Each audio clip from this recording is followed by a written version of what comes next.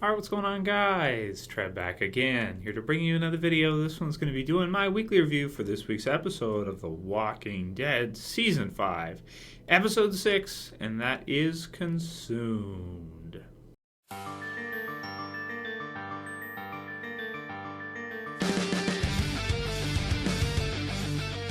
Alright, so pretty awesome episode. Of course, as always, my reviews do contain spoilers. If you guys haven't seen the episode yet, you'll probably want to watch Consume before you watch my review. So, we finally get to see the sequence that is out of chronological order that occurred back in episode, during the time of episode, was it 3 or so? Somewhere around there, yeah, based on timing, the end of episode 3, during that kind of time skip there where Rick and the others were staying at the church, Daryl returns with someone in the bush behind him, and we don't know who it is. As predicted, we now know for sure that it is Noah, of course.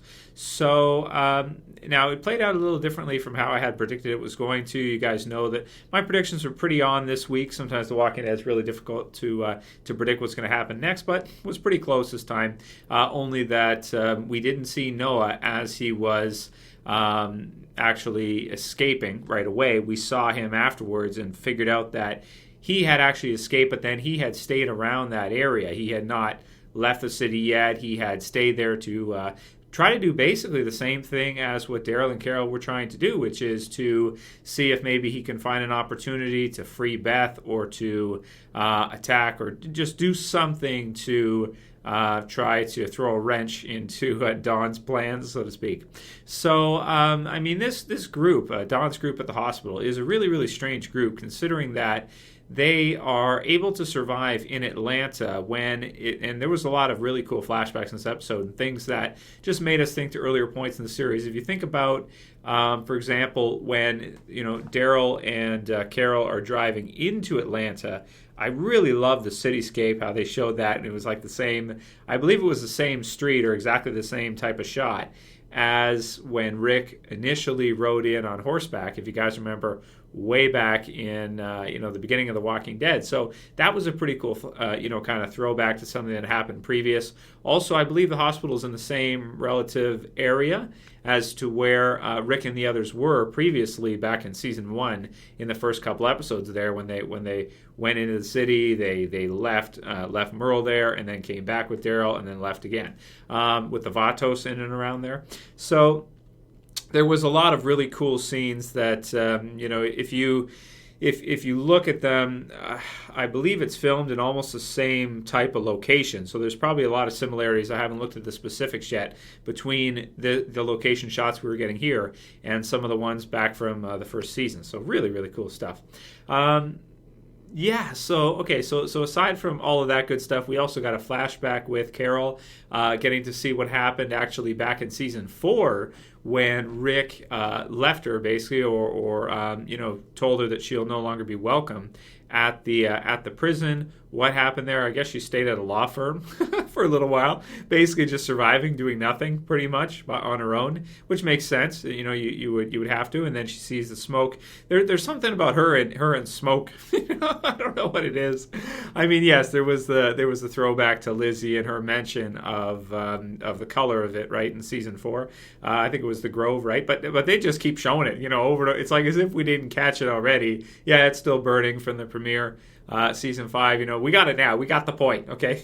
There's something to do with Carol and, and smoke. It's supposed to remind us of Lizzie and Meek or something. I don't know. It's symbolic of what happened previously. So, they showed a couple scenes like that. Let's see. We had...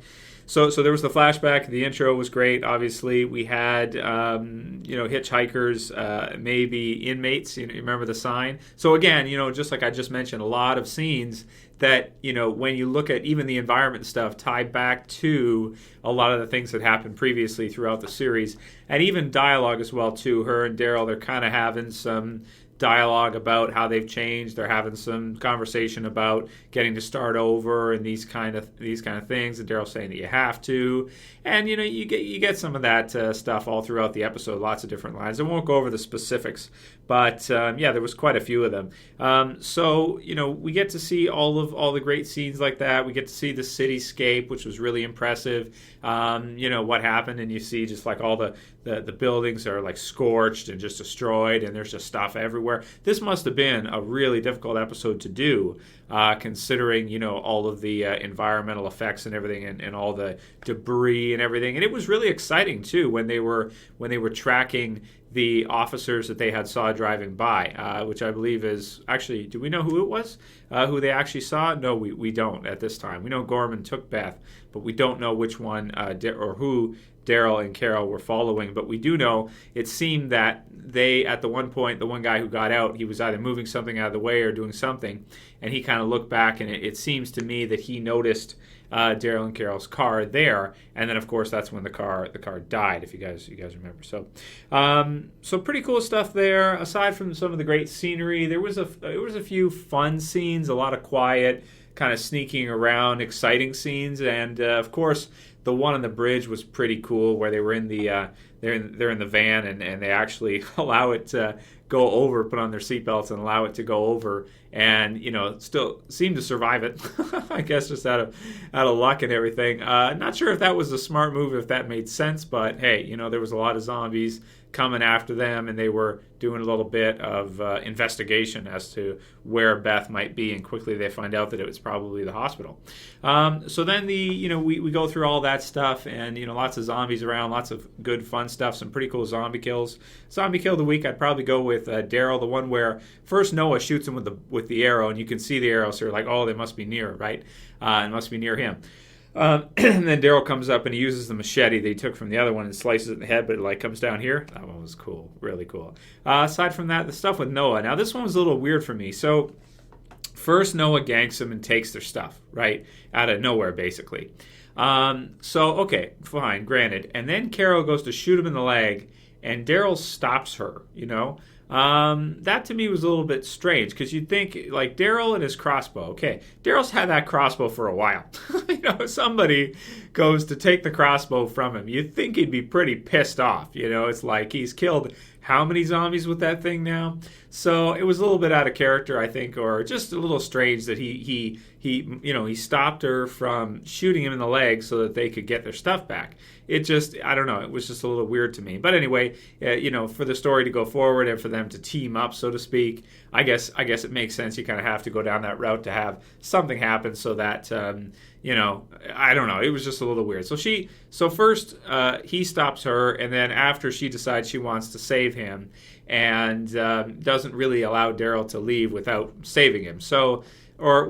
Kind of. So they save him, and that's all good, and they kind of join sides. They realize that he knows Beth, so it's useful, so it all works out pretty nicely. And then, of course, we lead right up to the end where they, are getting ready to, or the gunshots or whatever, the guys from the hospital, Don's group, had heard, and they were coming over, and then you see Carol as she's going out, and she gets smoked by their car.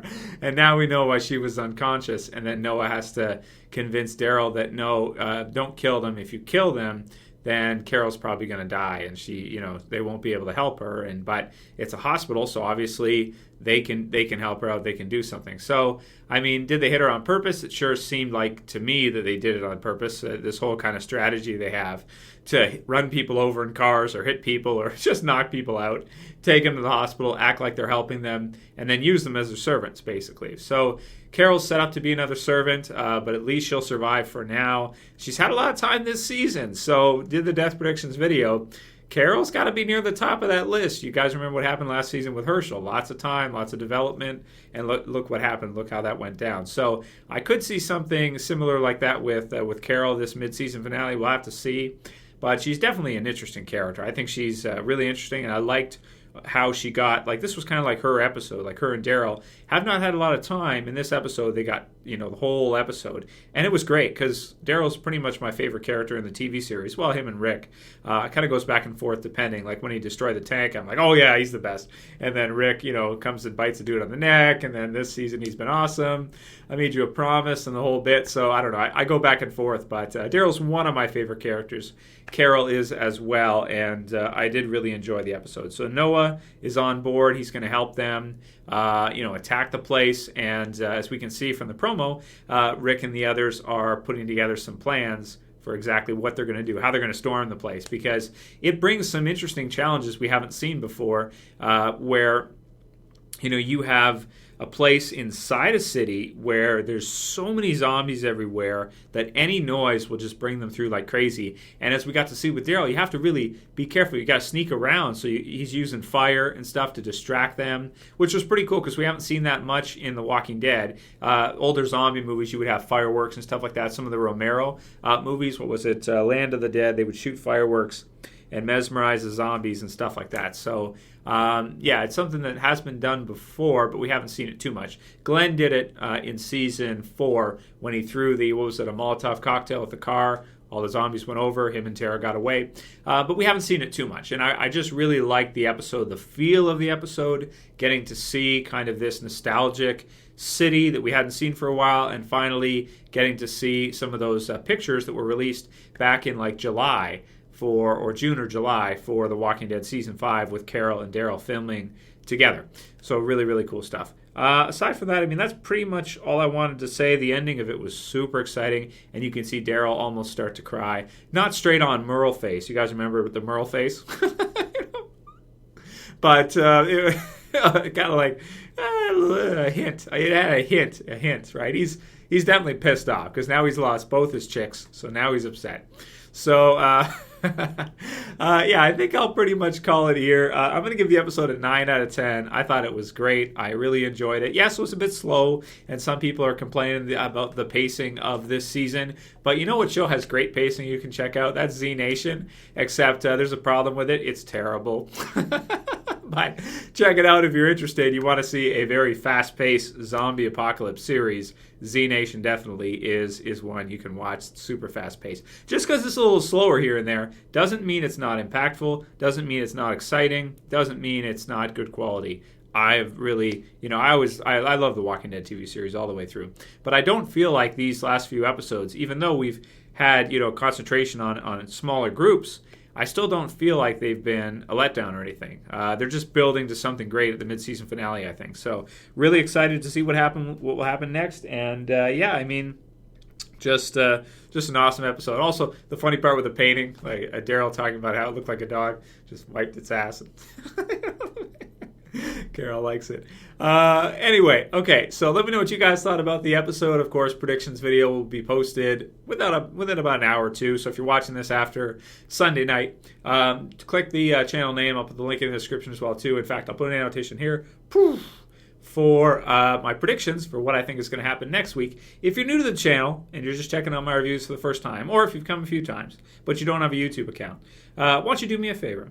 Sign up for a YouTube account, or just click the subscribe right there. Get these videos daily in your subscriber feed, and it helps me out too. So anyway, if you guys like the video, please thumb it up below. If you want to help support the channel, like I said, subscribe, share it, favorite it if you guys wouldn't mind. Also helps me too. It helps prevent flagging and things like that. The more interaction, positive interaction I get, just helps me keep doing what I'm doing, which is doing my reviews.